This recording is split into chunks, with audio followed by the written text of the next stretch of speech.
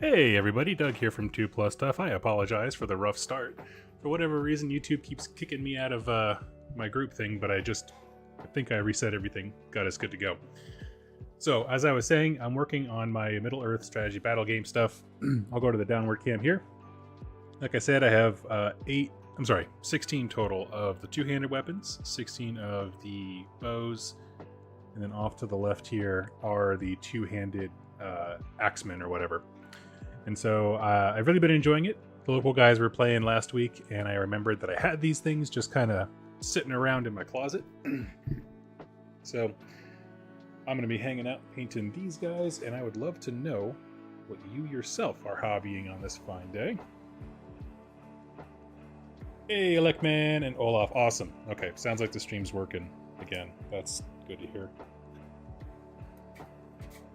I am prone to freaking out when there's technical trouble that I can't figure it out live. I don't have that Bill O'Reilly energy.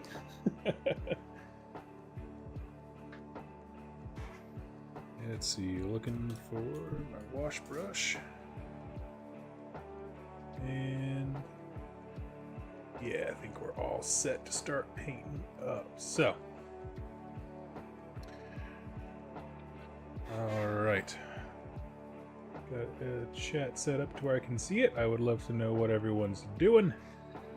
I'm going to start by just applying a heavy wash to my archers. They're the next ones in line. All the base colors are done. Just waiting on... Oh, actually, once the wash is done, I think I just need to do a little bit of basing. Working on Sylvaneth Gossamed archers. Nice. Sylvaneth player, are you enjoying your faction?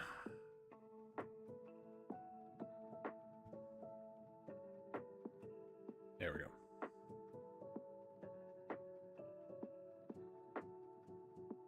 And in this house, we paint like troglodytes. We just douse them in wash. And then I'll go back later if I feel like it's needed to highlight some certain areas.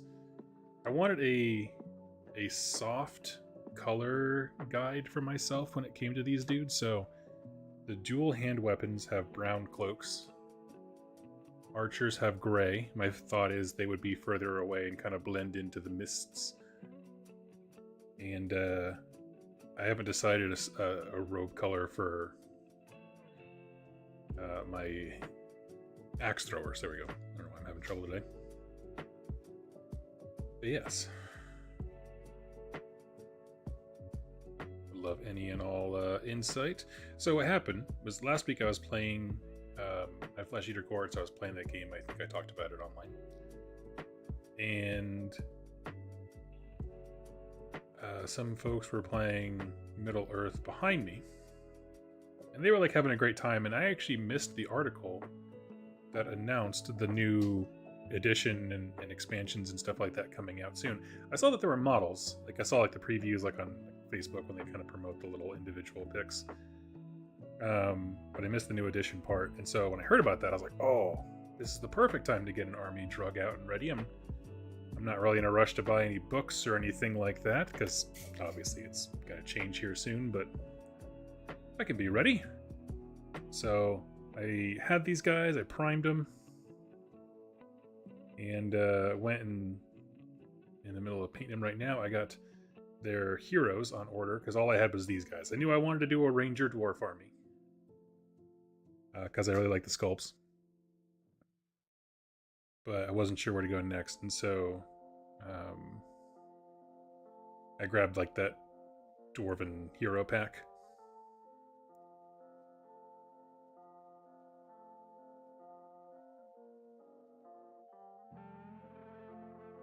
So anyway, that'll give me some options when it comes to heroes, leaders, banner bearers, that kind of stuff.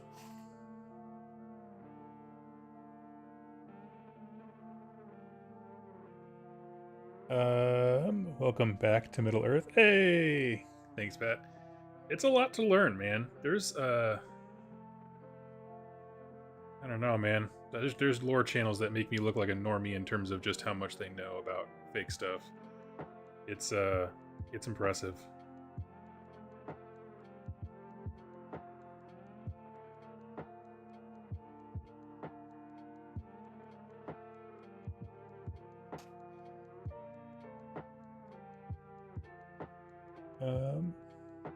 Oh, you don't play the game LF? That's cool. That's cool. They're wonderful models. Wonderful, wonderful models. Regardless, I love their poses because it's very like in motion. I feel like for a lot of Warhammer's existence, like over fantasy battles, all of it, there's just been a lot of static poses, and I've just loved their in the last couple of years, just a lot of motion.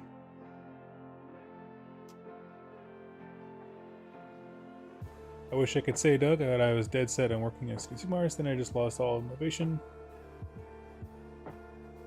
Fell in another rut. Just give yourself a break. Honestly, I get into painting ruts sometimes. This is me coming out of a rut. And when I was in it, I was playing a whole lot of Assassin's Creed Valhalla. Because it doesn't tend to work well if you try to force it.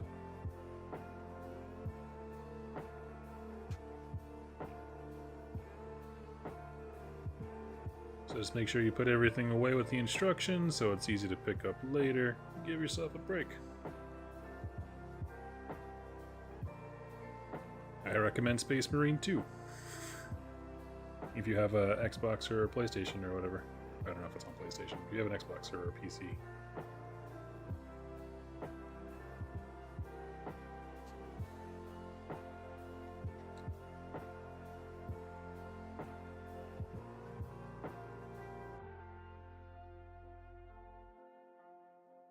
But yeah, I had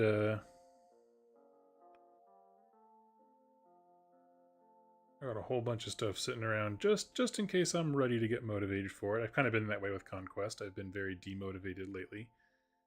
So I have all my Wadroon packed up. Sorry, got some other. All packed up in the corner there, and when I'm ready for it, I'll get to it.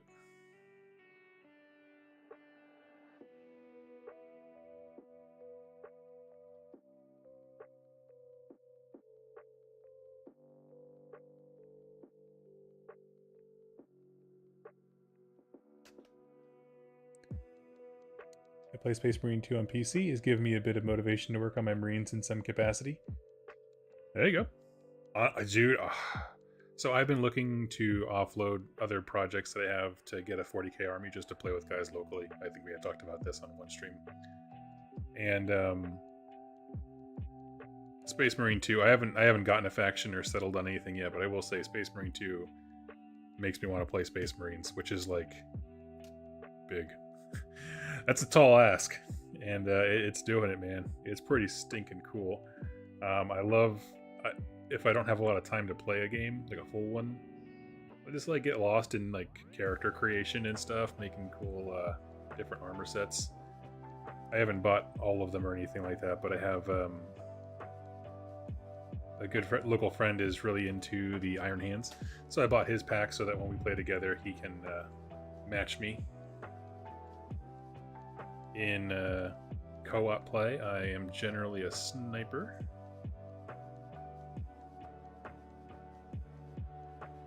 Although I just started using the Tech Marine, and I'm not very good at it.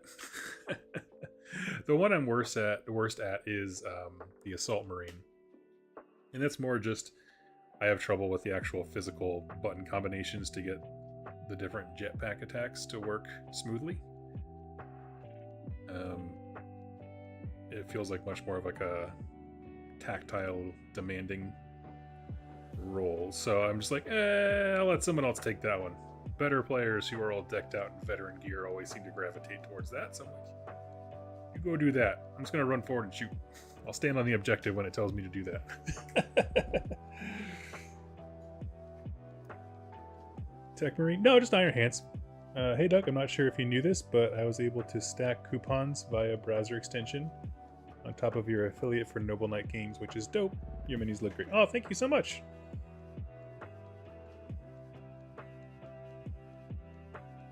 Yo Doug, what you painting? I just threw a wash onto some Lord of the Rings Dwarven Rangers. We're starting up a group here locally. So I got these boys, and then I got a whole bunch of the last kind of them, which is two-handed weapons. I'm going to take my completed models. So these are the two-handed weapon guys. Let's see if I can get a good shot there. And I've been trying to dip my toe into Lord of the Rings lore, but just like reading his books, it's like drinking from a fire hydrant. However, I was able to discern that just outside of the legendary home of Khazad-dûm is an area known as the Iron Hills, a sort of soft, grassy green hill. And I thought rangers made sense. Khazad-dûm is a faction you can play as. So I put some things together in my brain hole, and all of a sudden, boom, we got a Khazad-dûm ranger army that's set in the Iron Hills. Which means what? They're easy to base. At this, once the wash dries, I'll do a quick dry brush on the foundation, the texture basing, and do some flocking. I basically just put some glue down. I have a big mix of flock here. I'll probably add to it. And I just literally dunk them in, shake it around, pull them out. Nothing fancy.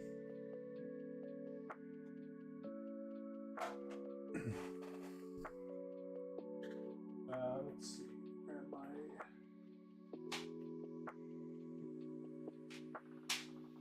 Need my greens. Let's start with the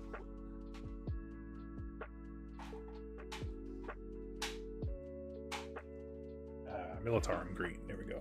These guys are just almost entirely contrast. Quick and dirty, but they look good. They look good when they're all together.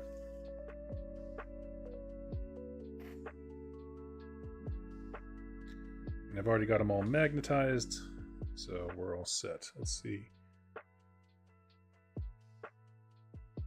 Middle Earth strategy battle game is the best I have heard, and I'm excited to join.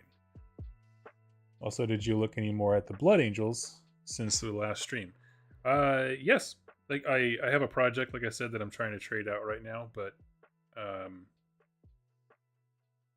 they're high on my list for sure. Especially if I'm looking at Space Marine options.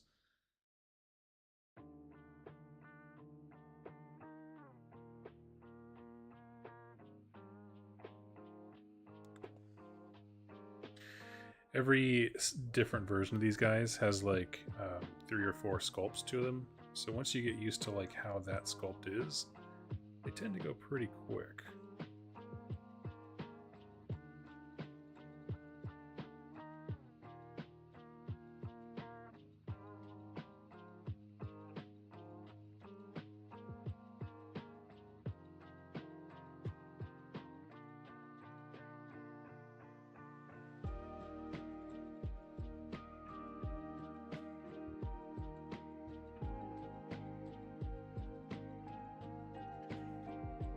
Here I helped. Oh yeah. Here I am drawing some doors, but I fell short. Ayo! Gonna hobby of the game for a minute by getting into Lord of the Rings strategy game with my brother. We finna get the War of the Rohirrim set. Nice. Very cool, Carl. Yeah,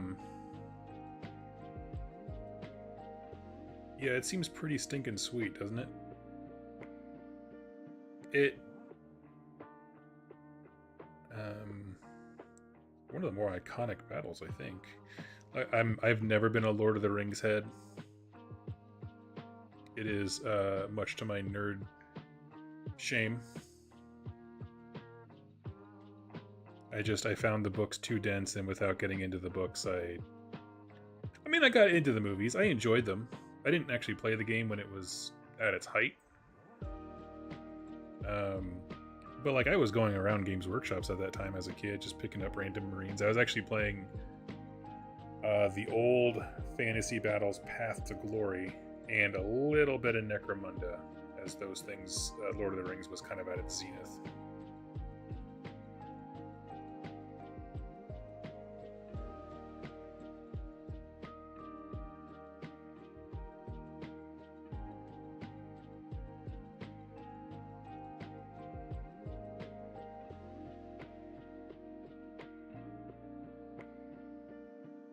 Have a wonderful day, Alec, man. Hope it goes well for you. So, I am a little late to the party. And I'm highly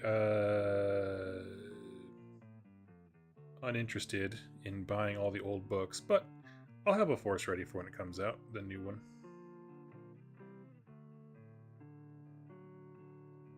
New editions are always the best times to jump in or off of a game as well. I feel that way. Which I think is partly why they make so many editions. And for both, hopping on and off, right? Gives them a chance to refresh their customer ideal.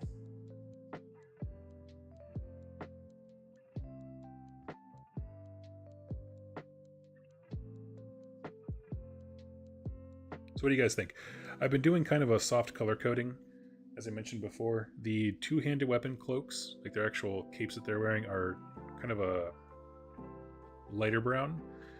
The archers, ranger archers, have a gray cloak because I wanted them to be kind of further in the back, blending in with the mists. What color should the twin axe / throwing weapon guys be?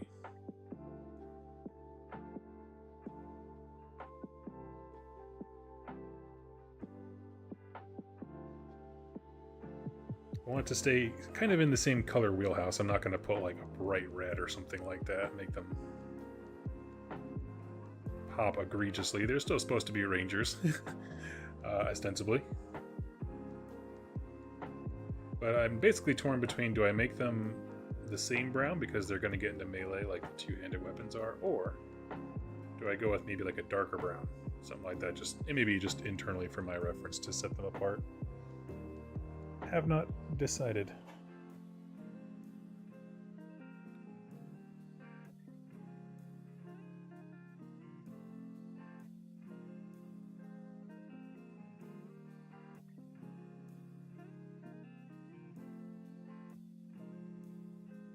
Sadly, have not gotten any more games of 4th in since I had my big one with Flesh Eater Quartz. My boy Ushrin.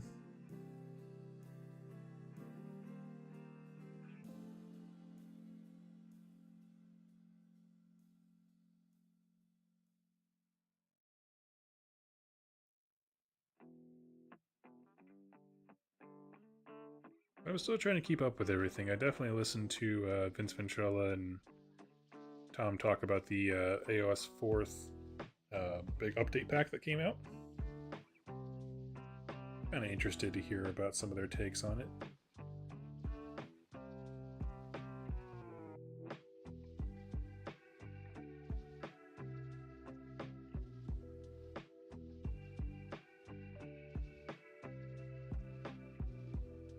At one point, Tom said he only played his Night Haunt like twice, and I remember him playing it at the Missouri event that I went to, so I'm like, oh man, now I feel privileged. I got to see him one of the few times those Night Haunt ever graced a table. I didn't realize I was standing in the presence of the moment.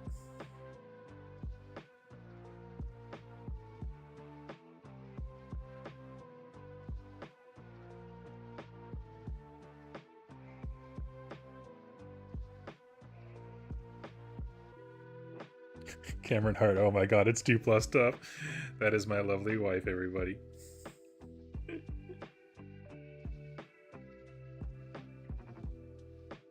Very much related if you or a loved one is interested in insta-love romance books.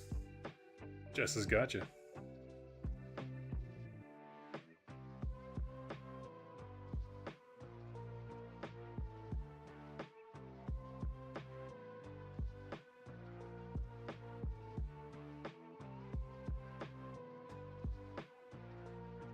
Sean Blake, hey dudes and dudettes, hey, how you doing? Been too long, my friend.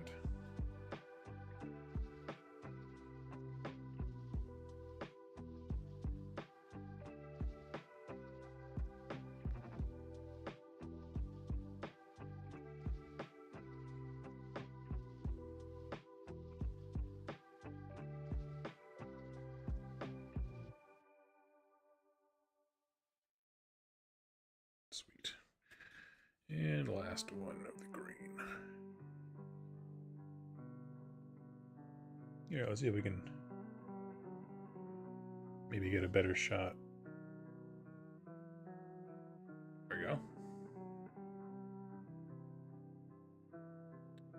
think that's a little better. It still shows up as a bit reflective for you guys. I apologize. Hopefully it makes it at least a little easier to see what I'm doing.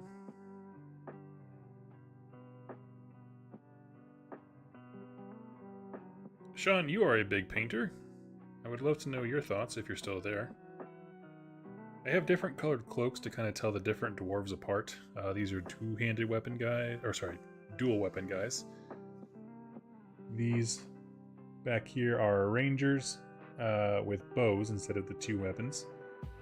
And another set of dudes have brown cloaks. Basically, my question is, what cloak color should I make these to make them fit in? I have a gray, I have a light brown. I was thinking either continue with a matching brown or one slightly darker just to make them visually distinct for myself. Rattle, wish I didn't have to be at work at this. Oh well, thanks for the great content. Oh, thank you so much, buddy. I'll get back to making it here real soon. I have been hard at work at a series that I thought I was going to be able to talk about by now, but I'm not allowed to.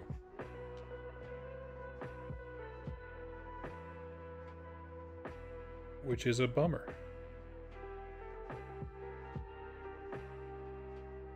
Let's see, I'm gonna grab Black Templar, is that you? It is. I've just been doing Black Templar on their boots because, quite frankly, if you're looking at a dwarf's boots, he's probably got you in the executioner's pose anyway, and you don't have much left.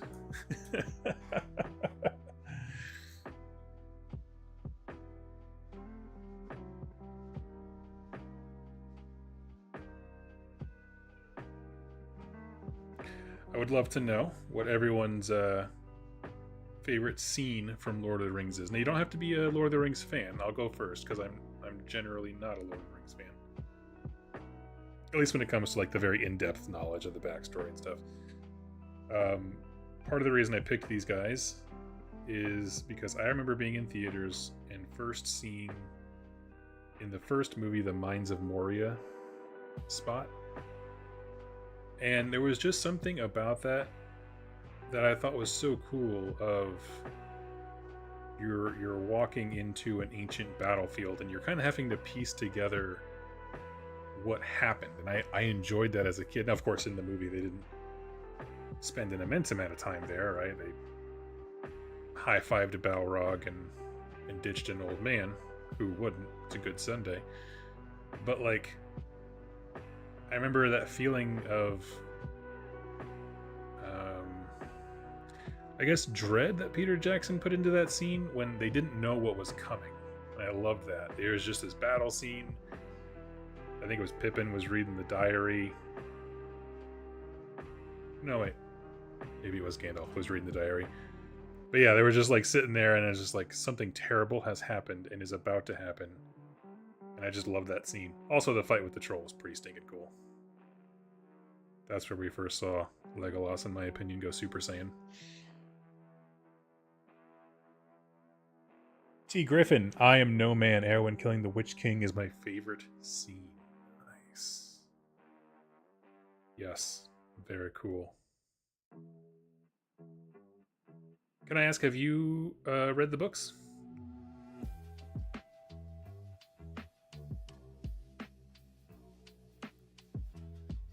I'm so curious as to how people find Tolkien's work. Like, for example, like I thoroughly enjoyed the movie, and I know that there's things missing from the movie that are in the books, partially just because of perspective and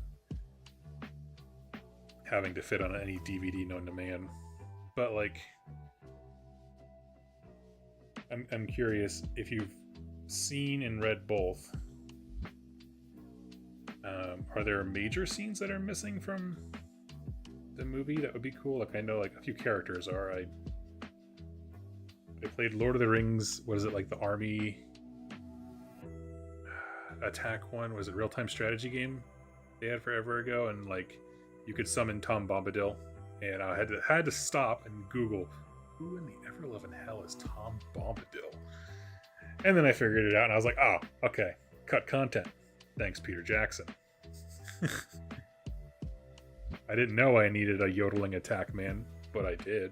And now I'm mad that it wasn't in the final film. we could have cut out 5 minutes of Liv Tyler just staring off wistfully into the distance and had Tom Bombadil attack poeting someone.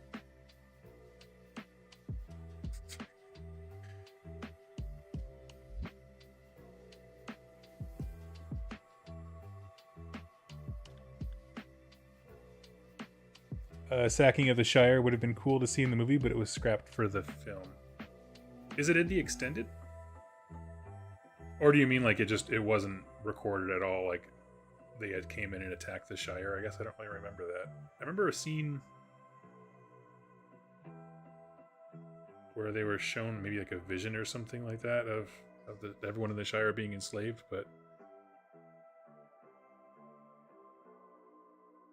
Fellowship is amazing. The ring raids in Fellowship were terrifying. Absolutely. Hey, Grimskull. Hey! You guys got me feeling dwarfy. I actually, speaking of, just yesterday finished up my entire Torch and Shield set, and I'll be taking some final shot pictures of it probably this afternoon. So, look forward to that. I don't know if I'll upload it this afternoon, but I'm working on them.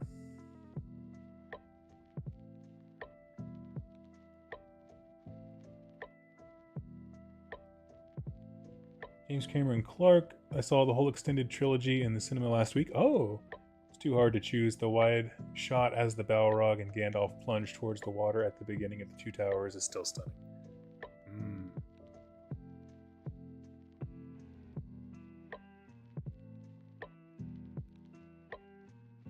My wife and I watched the extended version trilogy because we were like, do we actually like these? Because I couldn't remember, and I really wanted to just because couldn't remember, right?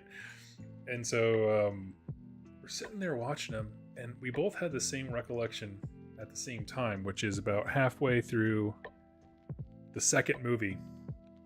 We're both like, man, I thought the relationship between Aragorn and Liv Tyler, that's just how I'm gonna call her, it's just Liv Tyler, was more epic. But it's just like, I think when we put all the extended editions together, it's maybe 40 minutes of them just staring off into like wistful things, and the camera kind of pans out and focuses on the other person doing the exact same thing. We're like, huh, it didn't even like fist bump or anything. Okay, well, all right. Let's see. You see a brief glimpse of it in Lawful. Oh, yes, that's what it is. Yes, things that may yet come to pass. That's what I was thinking of.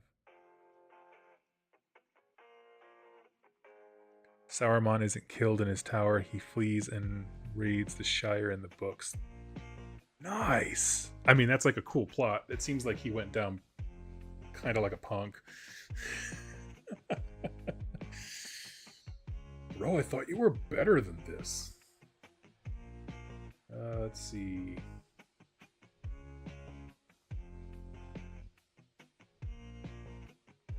I think next I want to grab the tan cloth on the inside here. So for all of them, I've had them wearing like the Militarm green base clothing and then like a tanned leather chest piece. So I continue that for now. And for that, I'm doing Dark Sand from AK Studios. I love Middle-earth strategy game. I'm trying to get people in my area into it. I'm so excited to hear about the new edition. Aaron, that's awesome. What do you play in the game? I will say, if you have ever been to a large American convention, Adepticon, Gen Con, all those kinds of things, the two sections that I feel, and I have felt this despite not playing these games at any of these cons, but when I walk around, the two groups that are always having the best time with the best tables are Horus Heresy and Middle-earth gamers. They put work into their tables and stuff that I struggle to fathom. Remaking whole movie scenes down to minute details, like, dang. So hopefully that'll change. I'd love to get comfy enough with the rules enough to be able to go and enjoy myself without feeling like a burden too much. That's always my fear. If I'm trying something new at a con, is like, there are people who have been waiting their entire year for this event. I don't want to screw it up for them by being either not a fun opponent or just having to stop and ask questions every 5 seconds. Which I know is it's a me thing, because every time I've kind of like pushed past that anxiety, I always have a great time. Namely, last Adepticon at the Blood and Plunder event, I had never played a full game of Blood and Plunder in person with somebody else. I walked myself through it with the base rules, whatever, and like kind of teaching my wife, but I'm not a strong learner, so it was a lot. I was like, man, I know I messed a lot of stuff up, but everybody there was just the nicest. And I have to say that was the best run event I have done at Adepticon the last 3 years I've gone. That's Blood and Plunder by Firelock Studios.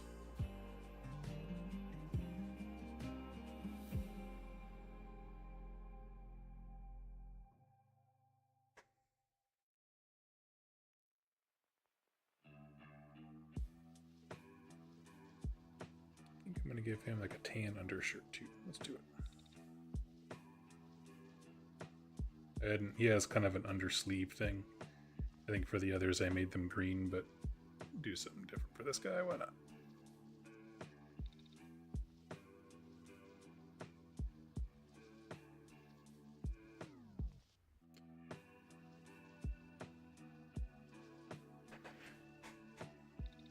The if you are someone who runs demos or large scale events or whatever, basically what the Firelock Studio guys did at their event at Adepticon that made the difference for me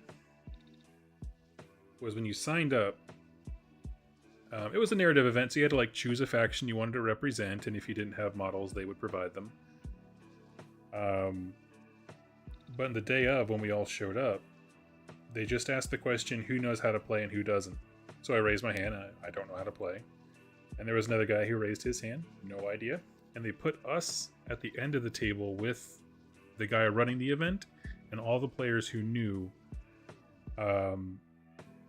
just further down to play amongst themselves. And he walked us through a game, and he's like, I'm going to walk you through this one, and then after that, you'll know what needs to be done. And I was like, interesting. I love that. I love that approach. Like, it's a campaign thing, but anyone who needs a little extra guidance, it's not like we're going to pull you off the game in that way that it doesn't matter, but we're going to pull you towards us so that we can provide assistance and keep it going. And it did. It was fantastic. It was so smooth, because then by the end of that game, we knew what we were doing. And then when we mixed in with the rest of the group, because it was just that first round that he set us aside, it went super smooth. It was perfect.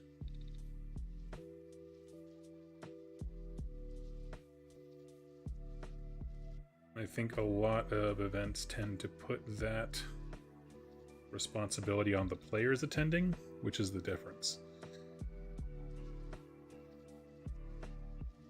So they expect whoever you're playing to be like, hey, have you played before? Okay, well, I can walk you through a few things. And depending on the kind of event, that's fine. Some events, it's not okay. If you're going to a 40k competitive and you don't know how to play, you're going to cause a rough time. The hobbits rouse the Shire to rebellion. When they get back and find Saruman in control, there's a battle which they win. Ooh.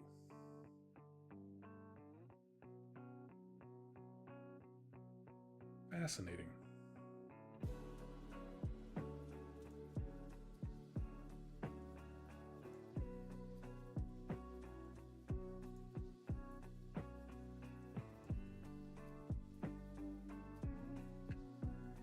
Adepticon is so much fun. Yes, I've had a blast the last few years. I think I read somewhere that they're changing the location this year. I think it's actually up in Milwaukee, which is, relatively close.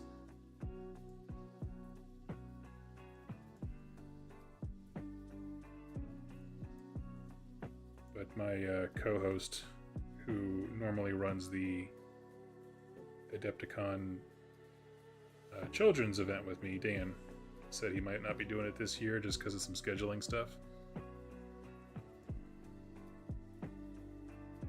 Which is a shame, being in a new location, not having my buddy.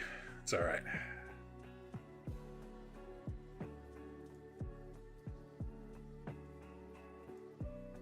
I'm sure I'll find other ways to get into trouble. What I need to do is reach out to the Mortal Realm guys and ask if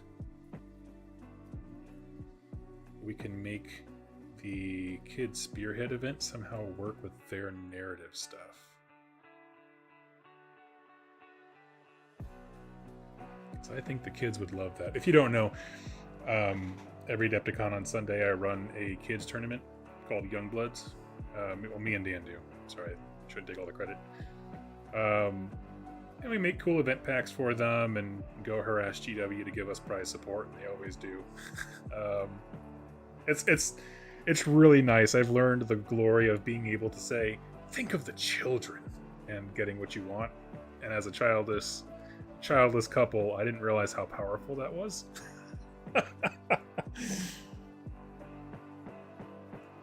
Can confirm it's in Milwaukee. Sweet. I love Milwaukee. I think it's a fantastic city. We go there quite a bit. My wife, as I said before, is a romance author, and there is a book signing that's quite popular up there called Meet Me in Milwaukee.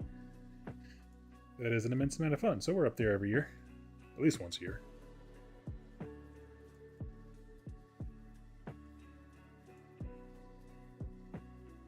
One of the things I will highly recommend, on one of the days, just one of them, go to the Harley-Davidson Museum in Milwaukee. So it sounds like a weird thing, but like for a really, really good dinner, there's a Harley-Davidson, which is a motorcycle company, in case you don't know, here in the States.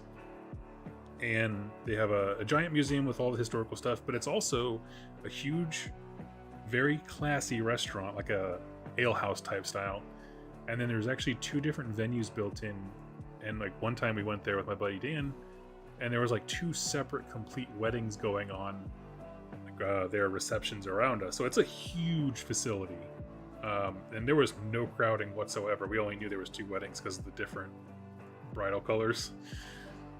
But yeah, the place is stinking massive, and it's beautiful. It is just a beautiful piece of property right on the river. So anyway, if you're looking for a suggestion on a place to eat, if you want to see what Milwaukee has to offer, it's really pretty.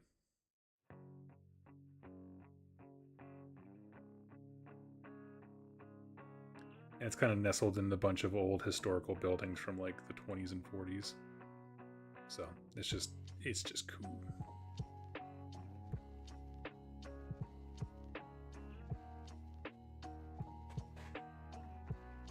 Battleborn, are you in America, or are you traveling overseas to come in?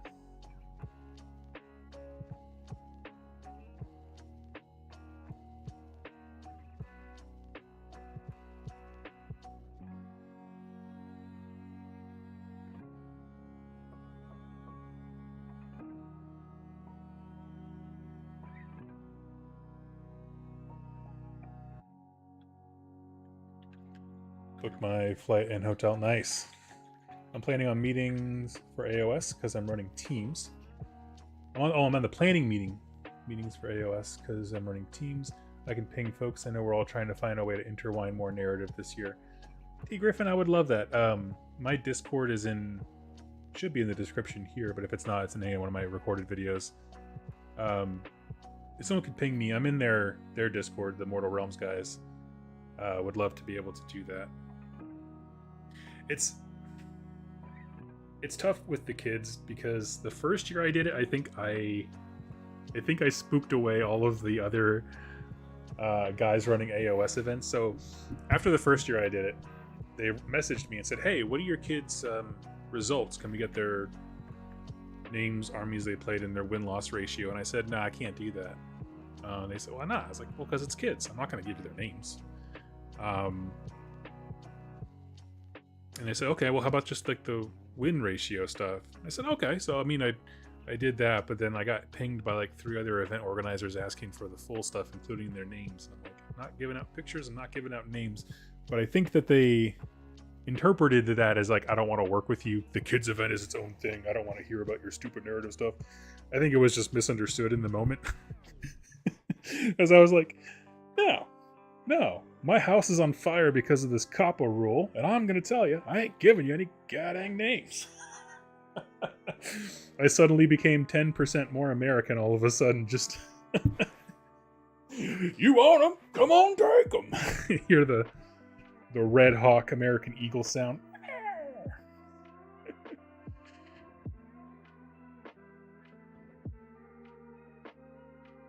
Oh, dang it. You know what? I forgot on all these guys I wanted to make their shorts the same color, so we'll just do that real fast.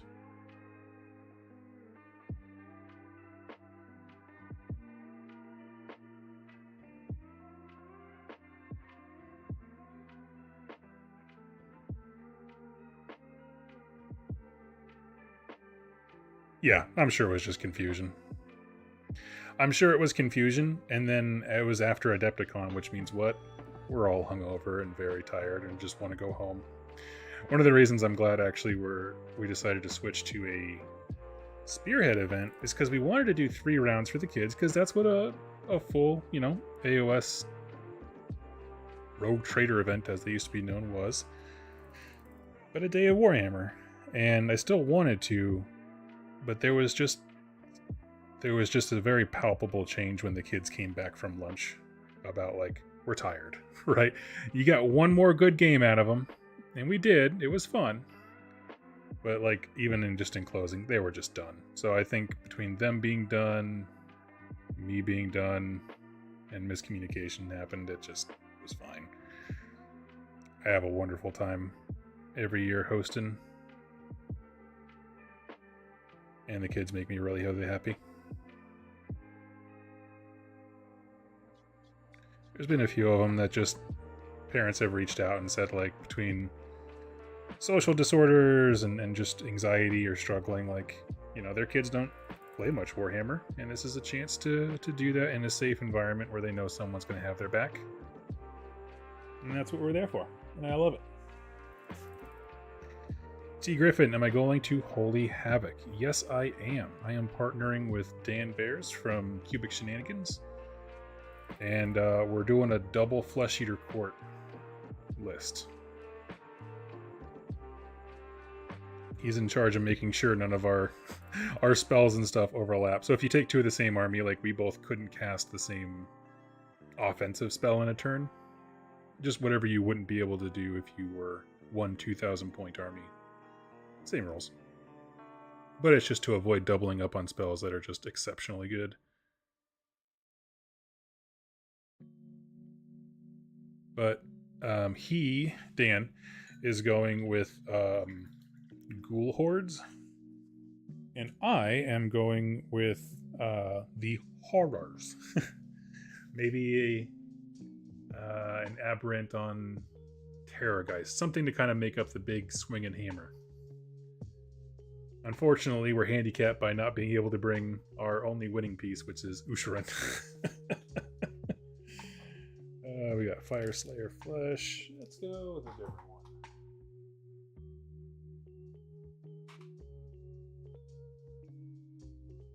Yep, it's always a good time. Looking forward to it again this year.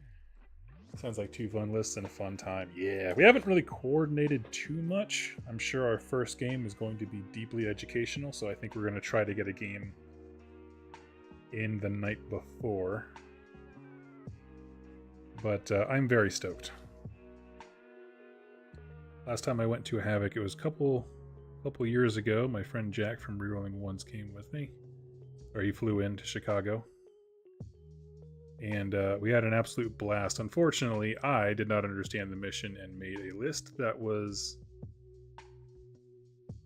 We'll say it told more of a story than it did more of a killing. But it was a very narrative, fluffy list for me. So I just didn't account for the fact that some people, they have different definitions of narrative.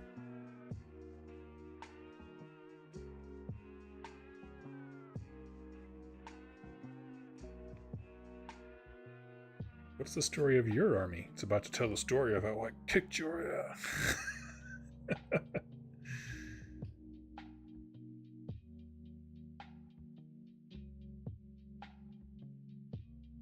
There's no shade on that. There's an immense amount of hobby work. It's just they're very good at the game. Learned the list first and then put the work into making it narratively, like visually narrative, which is great. Whereas I started with buying units that I thought made a sensible narrative army rather than building a functional list first, and that's all the difference is. We approached it two different ways.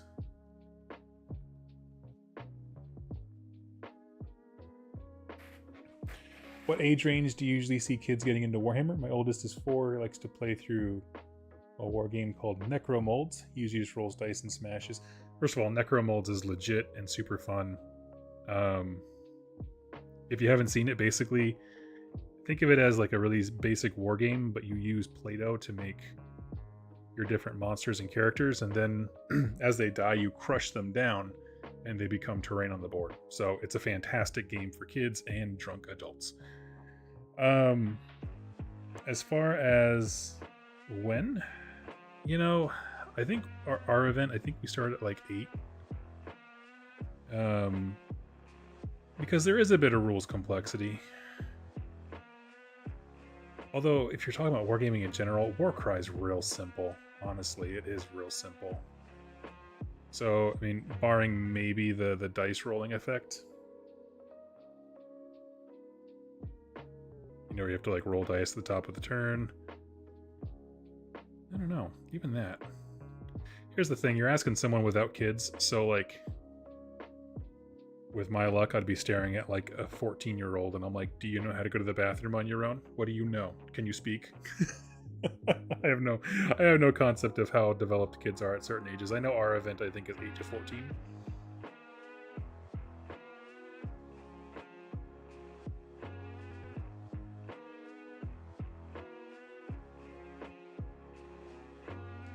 Steve Stables are truly the best in the world. Yes, I know.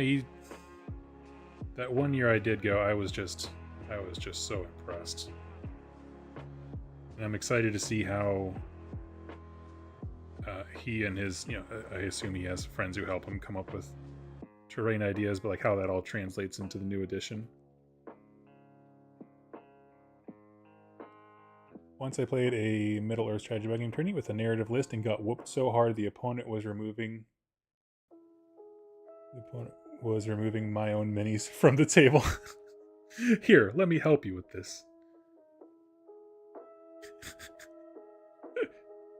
Don't call the TO, call the ambulance. This guy just got hosed. That's exactly how I felt. And I was playing Beasts of Chaos at the time, which are already like made of feather models. Everything just dies real fast, so it's just like spend 25 minutes setting up, get deleted in 20. Now I have an hour and a half to go find a beer. Nice. I don't know if you guys know what winning an event looks like, but that's it.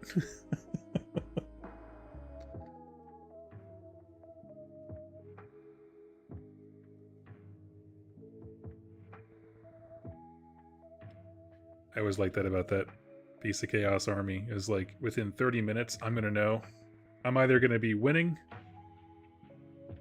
or drinking a beer. There's nothing in between.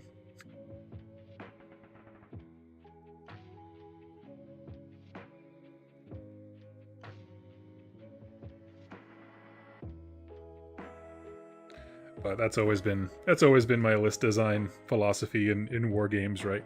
You ask one good question: can you handle this? Whatever this is, whatever your army's good at. And if the answer is yes, that's cool. I'm gonna go get a beer, because I'll be deleted turn 2. Otherwise, it's a game.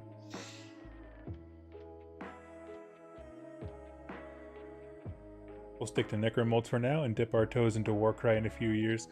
I think that's fair. Necromolds is so much fun, and it's so much more tactile, which I think younger kids would benefit from. There's something fun about smooshing the guy, which, of course, if you spend a bunch of money on models or whatever, you wouldn't want them smooshing them. There's that kind of stuff. I think that makes sense.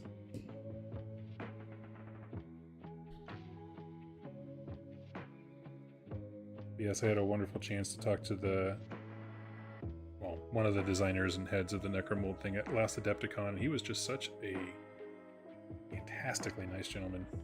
Very high energy. And they had, I say this because my wife and I, with her book signings, we do like table setups and expos and stuff like that. And I just have to compliment that he had like a whole vibe. His branding was on point. I just loved it. He did good.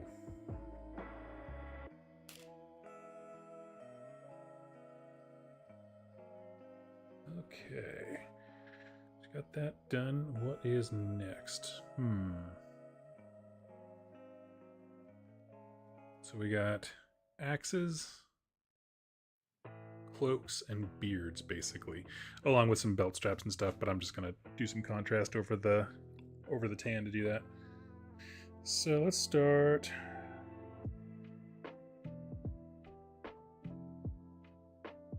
Let's do cloaks next because I want that drawing.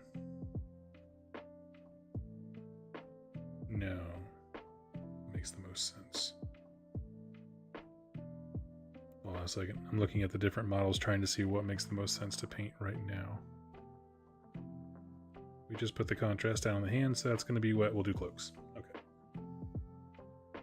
Thank you for coming to my TED Talk. We let the Play-Doh models dry and then paint them afterwards. He loves it so far. Baby steps into it. That's fantastic. That's fantastic. Endless starter models. I love it.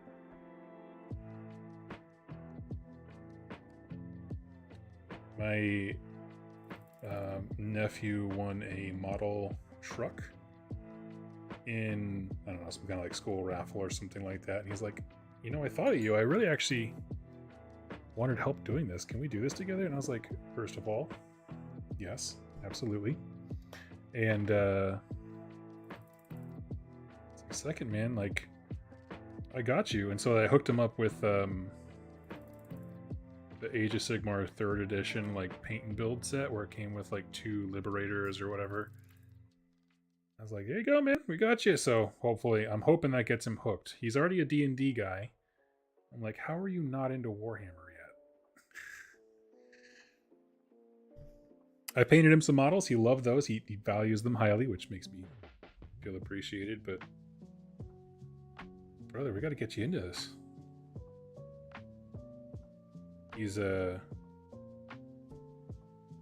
He's also 16, so, you know, a little preoccupied. He got a date to homecoming. That's where his mind's at, which I understand.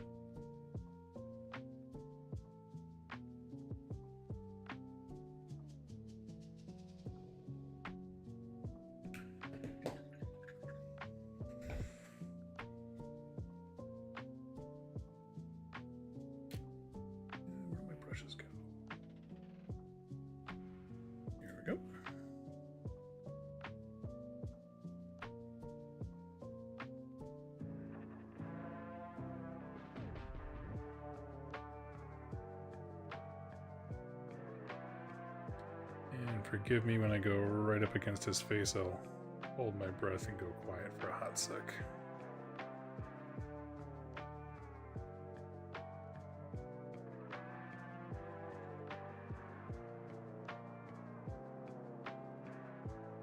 There we go.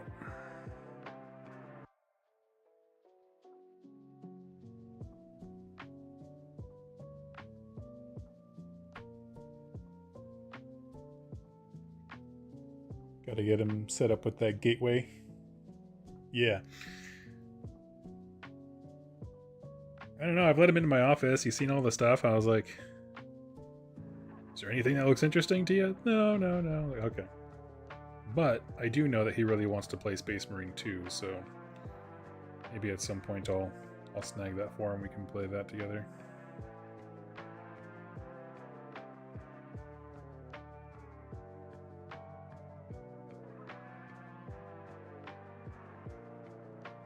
Because shoot, that's dang near a gateway game for me, man. It's the coolest Space Marines have sounded in years.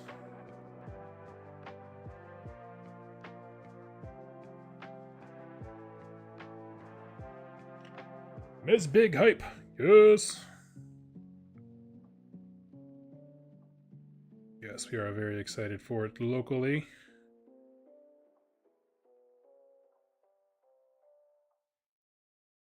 I might try to see if I can make it happen this year at Adepticon. I don't know. I don't really know what days they usually do those. The Middle-earth stuff. I guess it's all kind of different this year, right? Since it's a different venue. Because I know last year they had like 2 different locations. There was the main hall with all the GW, and then there was everybody else. Back of the line. That's not true. But they put a lot of the historical stuff and a lot of, what is it? Song of Ice and Fire in that secondary location.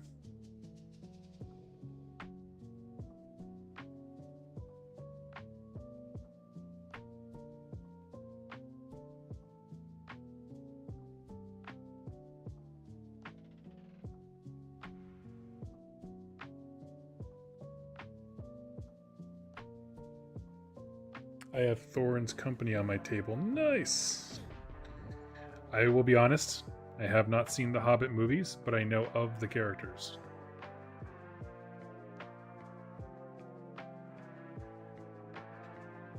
The only part of the Hobbit that I have seen is, I think, the second movie when Smaug gets shot.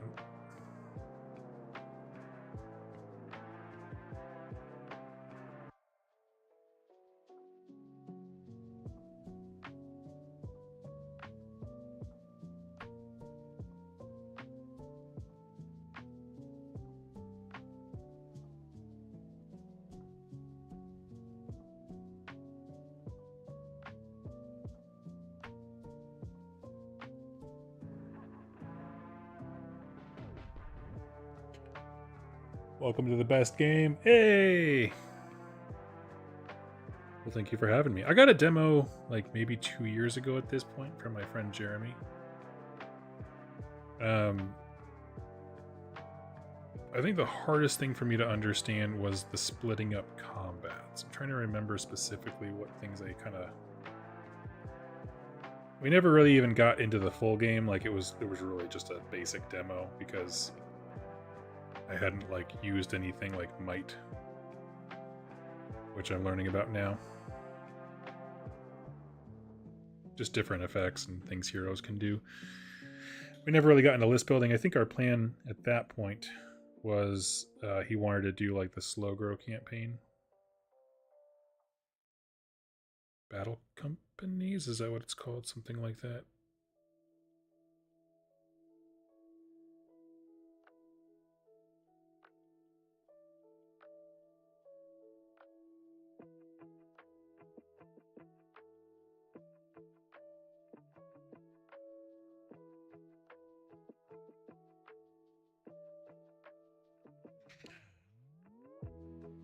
But I would love to know, if you play Middle-earth, what do you play in terms of your faction? I guess many folks own multiple factions because you get the sets, but like, what do you like playing the most?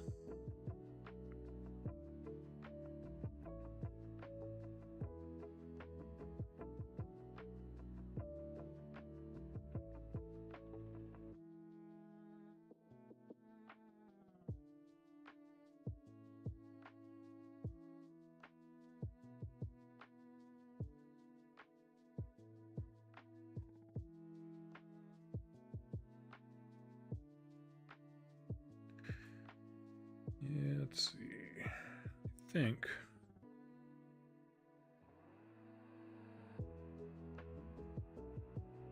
Let's see.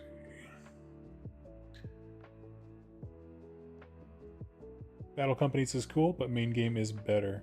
Nice. Is that what I was thinking of? Was Battle Companies where you kind of build something over time? I think that's what he wanted to do.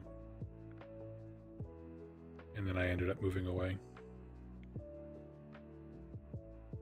Ruining all the best laid plans.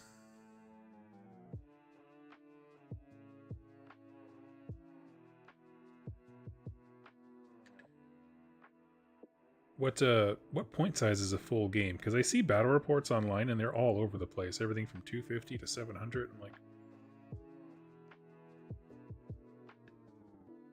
I'd be curious.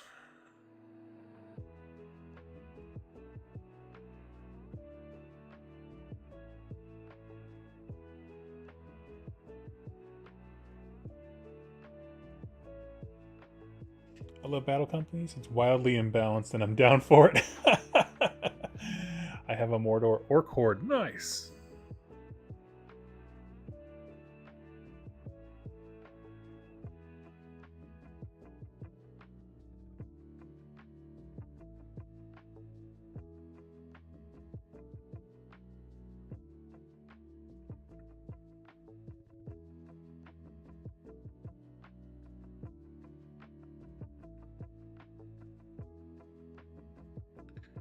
Yes, I never felt like such a dork as trying to look at the different army names on there and realizing that like GW put them like by Tolkien name, so I don't actually know any of these things. I was like, I want to play dwarves, but I didn't know. You know, I'm looking for like Khazad-dûm or something like that. I didn't know those kingdoms, so I just had to open up every single tab, be like, oh yeah, those ones. So I got the fun experience of someone walking to a Warhammer store for the first time and you just point at something in your wall and you're like, tell me about that.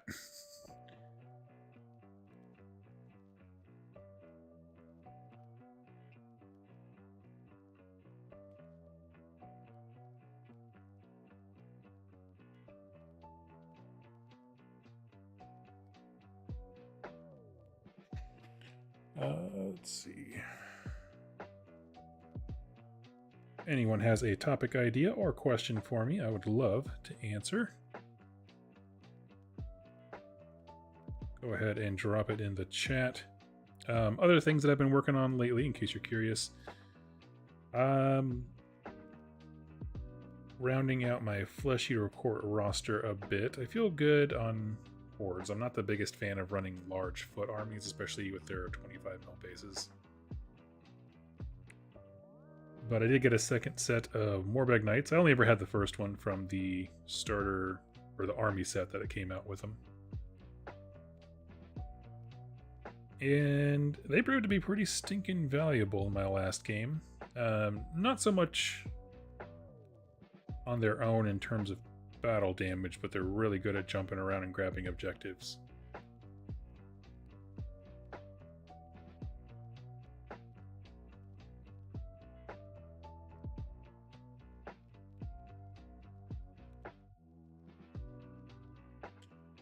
I'm tempted to jump in with the Uruk-hai Battle Force starter, but I'm probably just going to wait for the new starter set. It's certainly a good deal. I mean, the starter sets for new editions always are, right? Like yeah, I'm excited to see what they do for campaign support and stuff like that. Because I will say, for their non-main games, the ones that are kind of like off to the side probably have different studio leads and stuff. Horus Heresy is a perfect example. I just feel like there's always a difference between what Games Workshop produces in terms of campaign supplements for games like Horus Heresy and Middle Earth compared to AOS and 40k. Where I feel like the books that release for Horus Heresy specifically is what I know are just so much deeper and more interesting in my opinion than the 40k campaigns. And it could just be attributed to like the writer having a smaller scope, which is much helpful in terms of setting stakes and stuff like that. But even just reading through some of the supplement material that's been out for Lord of the Rings, I'm like, man,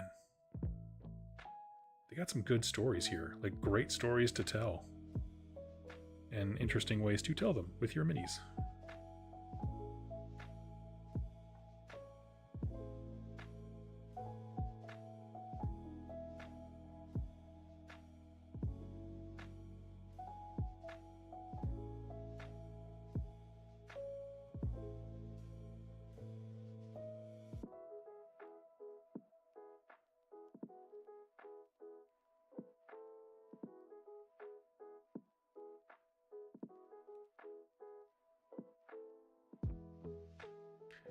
why I tend to loathe buying campaign books for AOS. And I don't really buy any for 40k. I gave up on all that. But certainly for AOS, and then with other games, like I have no problem putting that same money down for the Horus Heresy campaign stuff. I don't have the Beta Garmin book yet, but I do intend to grab it for that same reason.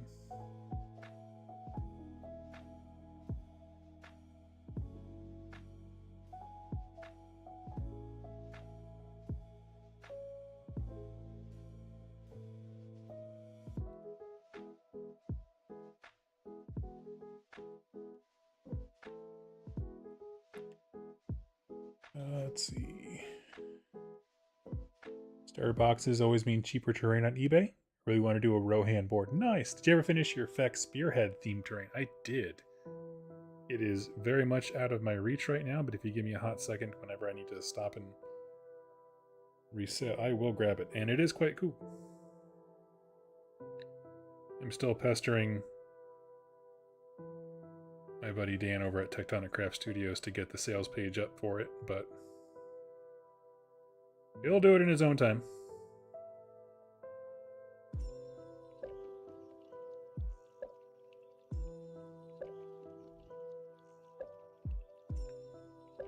But yes, I took 2 walls from my Garden of Moor kit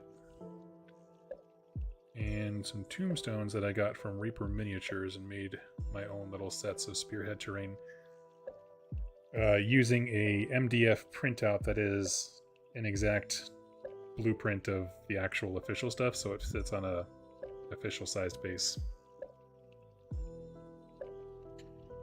I just started Horus Heresy series on Audible, finished Horus Rising, and I'm halfway through False Gods. I got a left to go. What army do you have for Horus Heresy? I have the Sons of Horus. And mine are painted to match the box art that you get when you buy the Age of Darkness box.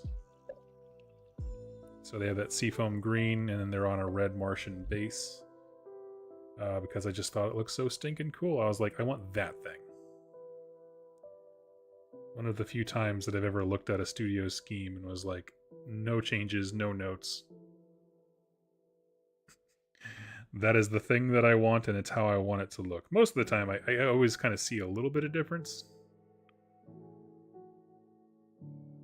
Because a lot of times the studio schemes they're meant to highlight details on the model. It's not necessarily all details that you are expected to paint.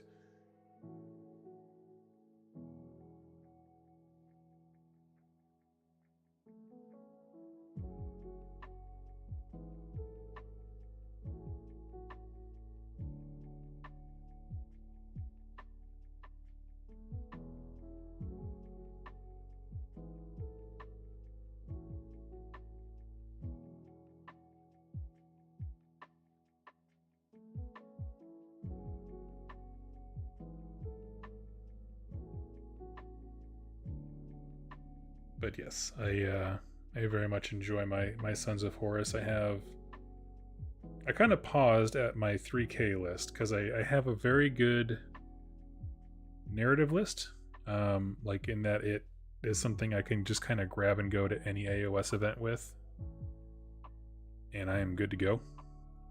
AOS event, Horus Heresy event, and I'll be good to go. So like, it's a 3K of Black Reaving,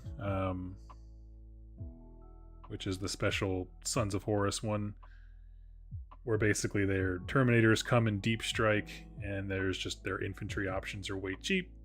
We got 2 big blobs of Despoilers and Tac Marines and stuff. It's gross. And really, it's like I talked about before with my little game ethos. It's exceptionally fast, and the question is, can you deal with it? If the answer is yes, I'm going to get a beer soon.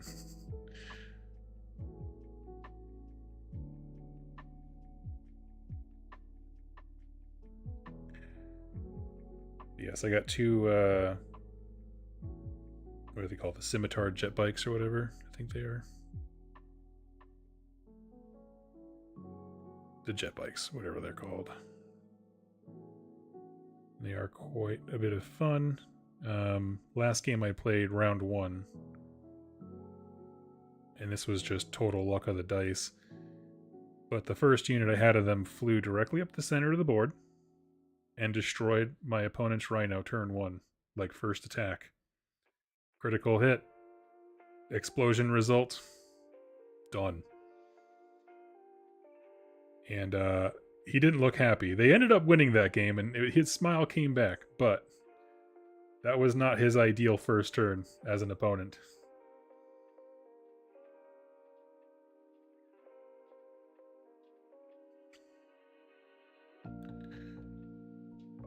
Win fast, lose fast, exactly. Get that band-aid off.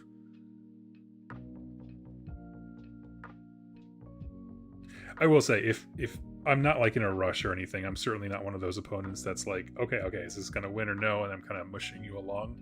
I'm taking my time and laughing with people. I just mean that, like, the impetus of where my mental energy is, it's all up front, and then once I realize I'm not gonna win, it's not that I check out. I still fight for objectives and make you work for the game. But I just feel like internally the tone changes. I'm like, alright, I've decided I'm here for fun now. Once I realize that the mathematics of this game is already wrapped up and there's no way I can win, let's see if we can get my general to punch your general. How would that work? That kind of stuff I'm into.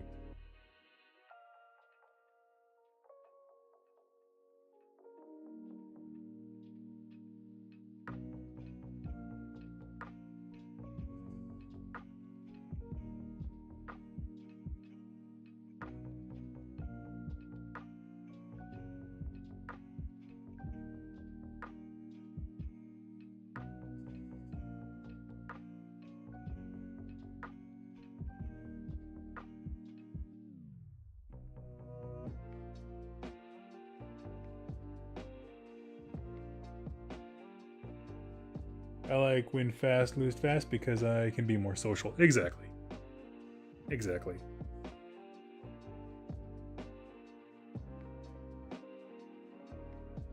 Oh, and I'd rather move things along early in the game than... I've had a few games at events where, you know, like when you get like to the last round, the alarm's about to be called, and you're like, okay, only this part of the table actually matters for determining who wins. Let's just focus on that. I don't really like those kinds of times, so I'd rather be speedy up front, and then we can laugh and joke, and if we want to take our time towards the round's end to laugh and joke about the ridiculousness of stuff that's happening, we can. We have that time. Because I've already won or lost.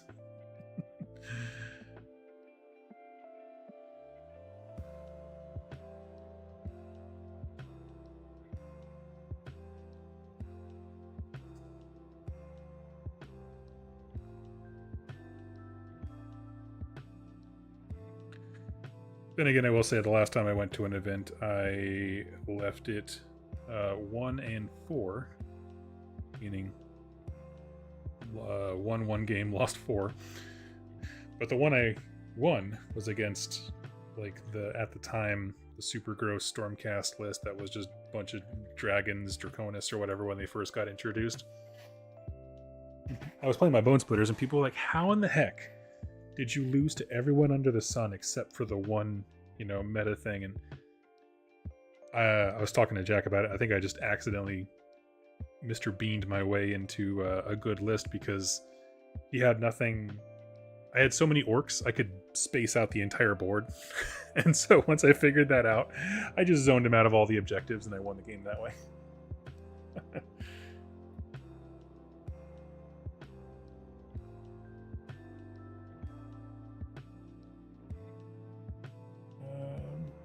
Last game of AOS I played was maybe a year or 2 ago. I lost pretty dang quick. My Iron Jaws didn't stand a chance against an entire army of Blight drones. I remember that list when the Blight drone life was real.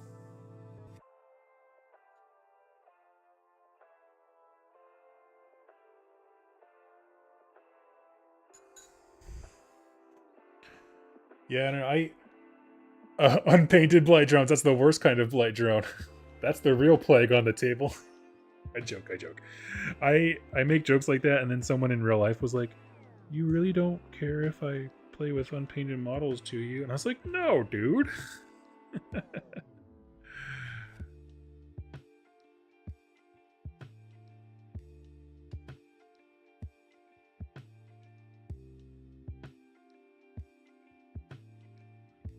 But yes, I understand. I understand at events when you're getting crushed and you put a ton of work into yours and you see gray. My experience like that, where it's just soul crushing lack of hobby, happened in War Machine and Hordes. When I got dumpstered by an opponent who hadn't even finished assembling their models, because in War Machine and Hordes there were a lot of multi kits, so depending on what arms you chose for your guy, you'd be committed to a variant. So most of the time, people would magnetize them, but this guy, he was just like, no, I just didn't put the torso or arms fully together. I'm going to tell you he's X. Like, man, getting my beautifully painted army crushed by a model that's not completed is humbling.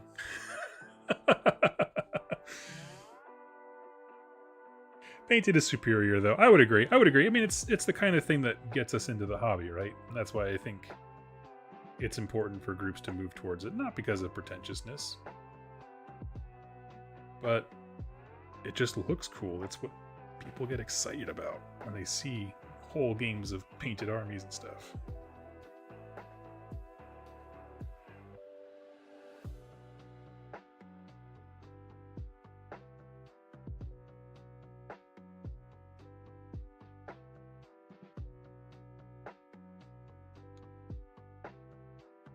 I almost lost to someone with unassembled models in War Machine Horde.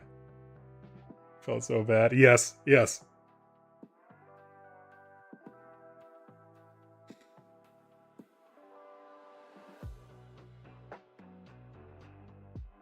It's a deep hurt. It's weird.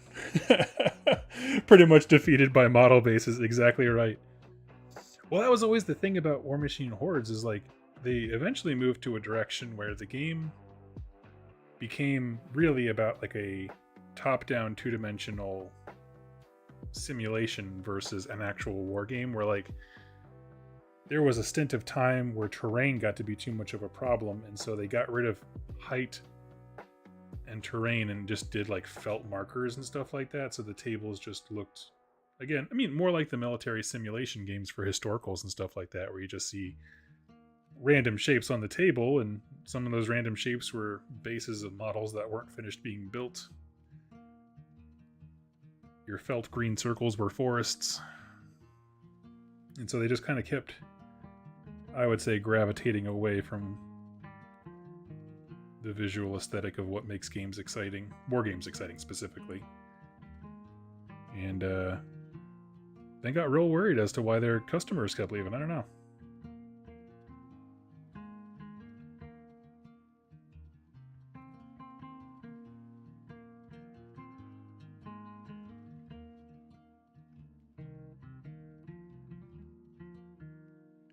Bases in flat terrain, exactly. Although I will say, this is before the Steam Forged acquisition of War Machine and Hordes. But at the last Adepticon, they did a narrative event for that game, and those tables were some of the most wild ones I had seen. They did like a big siege at some narrative gate, and it was really stinking cool. They just made their own mission pack and rules and everything. I was like, wow. This is the most wargamer-like I've seen War Machine and Hordes, like in terms of just individuals creating a story with actual miniatures and stuff like that. Like, oh, cool.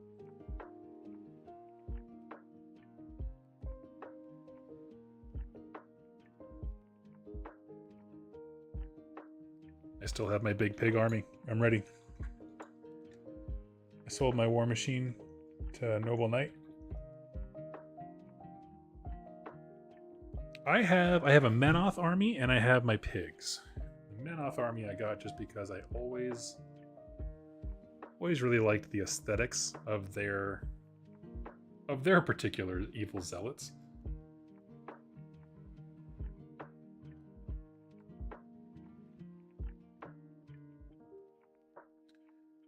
I think on this particular sculpt I missed a shoulder patch.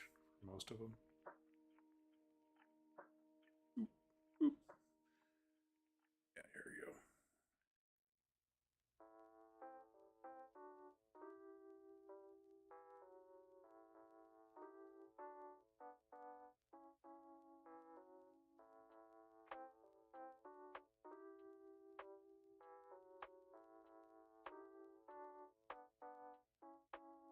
Make sure nobody else's shoulders are missing.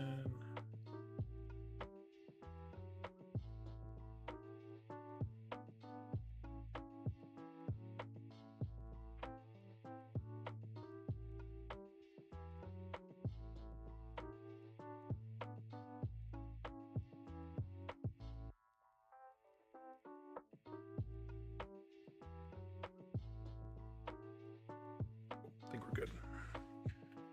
I still have my blind water and pigs, seeing everything painted, even badly painted in my case. That's the thing, yeah. Like, there are many armies that they don't even need to be looking good. Like, a fully painted Space Marine army, it doesn't matter what the color is. When it's all on the table, it looks good. Like, it can be greater than the sum of its parts. Which I definitely believe in.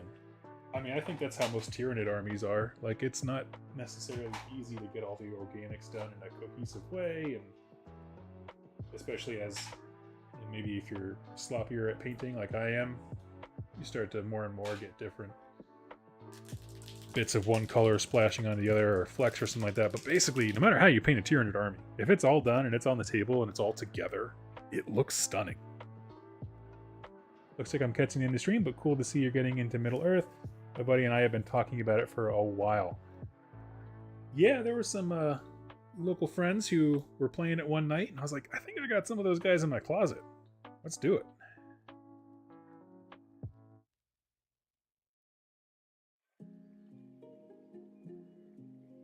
Not going crazy or ham with the details, just putting a belt on them. And some of them have little satchels. I'll get that too. We'll just count it as leather.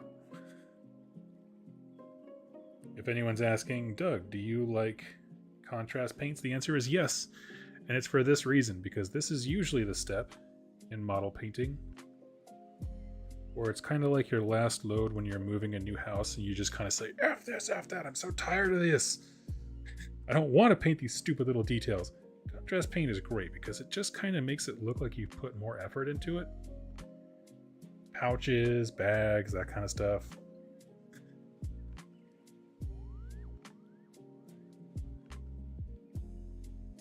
I'm not signing up for any painting awards, so good is good, as we have discussed.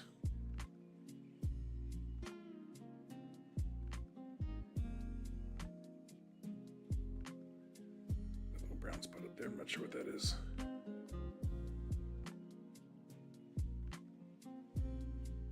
But match game, I'd love to know what factions, if any, you play in Middle-earth.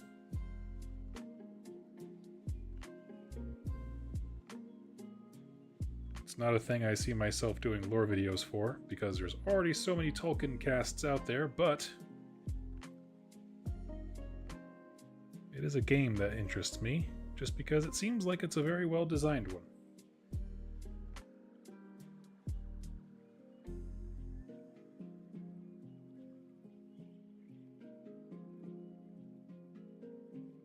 That's kind of how I feel about Song of Ice and Fire too. Like, do I need another rank and flank game? No, I have Conquest, and if I wanted to, I'd have fantasy battles.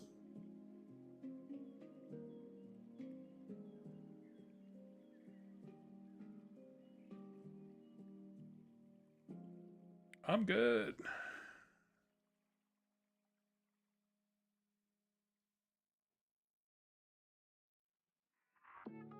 Rings of Power has been very fun to watch. Oh, really? Has it? That's on... Is that on... HBO? I'm trying to remember. Or am I thinking of the Game of Thrones one? I don't know, man. We hop around streaming services so much. My wife has been on a Love Island kick. And if you guys have not seen, this is the wildest game show I have ever seen in my life. Totally entranced by it. Will not even hesitate. I'm a big fan. Oh, it's on Amazon. Okay. Really got me into painting my Middle Earth stuff. Not gonna lie, I'm not a fan of the new show. I've heard mixed things, both sides of it. Second season really picks up the pace. Cool. I am willing to give it a try. I got the Witch King, so I'll probably go Mordor or Angmar. I think my friend is going with Rohan. Looks like you're painting dwarves. Yes, these are Dwarven Rangers. So, when I was looking at getting into Middle Earth, I was like, okay, I gotta stick with models that I like because I'm not a Tolkien head. So I have to, like, stick with models because everything else will change, as is the way of GW. And so I like the Dwarven Rangers. I like their poses, the aggressive stances and stuff. They look great. Love the hero options. And so they're from Khazad-dûm, and I did some researching on the old Lord of the Rings wiki, and I found out that immediately near Khazad-dûm is an area called the Iron Hills, where they have a satellite city. And that one is kind of like open, wide plains and fields and stuff like that. So let's see how well this works here. You can see these are the same Dwarven Ranger kit carrying two-handed weapons, and I just put a nice little grassy field base on them. And that's where everybody else is going to be here pretty soon.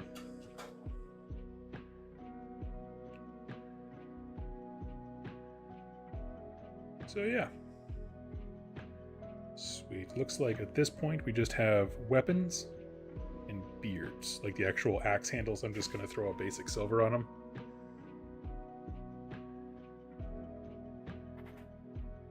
But yeah. Match game. Also, my wife watches Love Island, and yeah, that's nuts. Yeah. So normally the way our family system works is my wife will be watching Love Island. I'm sitting there on my computer, either playing Rogue Trader on Mac or just doing notes and stuff like that for videos. And so I listen to a lot of the stuff that she watches. And just continuously the one-liners I hear of that show just pull me out of whatever I'm doing. I'm like, what the hell did that dude just say? And it's just quite fun. It is quite fun, and she loves making fun of my incredulity.